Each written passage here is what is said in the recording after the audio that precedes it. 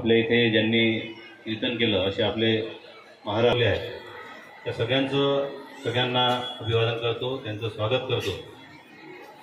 इथे मोठ्या संख्येने उपस्थित सर्व मोठे लोक आले आहेत। सगळ्यांचे नाव आता घेत नाही कारण वेळ बराच झाला आहे, आपण सगळे प्रसादासाठी थांबलेला स्वागत करतो।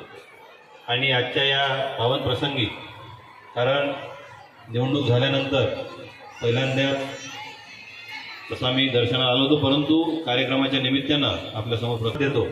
महाराजांच्या कृपेनं आणि आपल्या सगळ्यांच्या आशीर्वादानं प्रेमानं पुन्हा एकदा 5 वर्ष आपल्या सगळ्यांची सेवा करण्याची संधी आपण मला दिली, त्याबद्दल मी आपल्या सगळ्यांचे मनपूर्वक आभार मानतो, धन्यवादही देतो।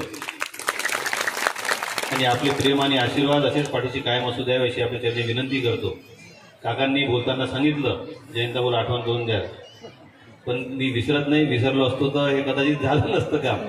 बराच वेळ याच्यात लागला, माझं लागून काय अडचणी होत्या सगळ्या आपल्या मंदिरा कल्पना आणि आपल्या बांधकामाचा जो विषय काकांनी सांगितला, निश्चितपणे आपण लवकरात लवकर सुरू करू, परंतु कदाचित काकाच्या कानावर तो विषय नसेल। आपण आचारसंहिता लागण्याच्या आधीच याचं भूमिपूजन करणार होतो, टेंडर करणार होतो, परंतु आपल्या जो काही प्लॅन आहे त्यामध्ये आपल्या संस्थांनी काही बदल सुचवले, त्याच्यामुळं ते बदल करत असताना ते डिझाईन व्हायला वेळ लागला, त्याच्या मान्यता आपण घेऊ शकलो नाही। बाकी जे आपले 11 इतर आलेले होते त्यांच्या बऱ्याच ठिकाणी भूमिपूजन झाले, कामही सुरू झाले, परंतु आपल्या इथले काम निश्चितपणे या येणाऱ्या काळात सुरू होईल आणि पुढच्या कार्यक्रमाच्या आधी शक्यतो आपल्याला ते बांधकाम वापरायला मिळेल असा विश्वास व्यक्त करतो।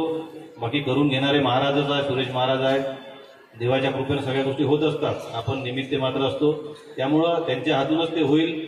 ते जेवढ्या लवकर करून घेतील तेवढ्या लवकरही आपण ते पूर्णत्वास येईल असा मी विश्वास व्यक्त करतो। मला इथं बोलावलं, मान सन्मान दिला।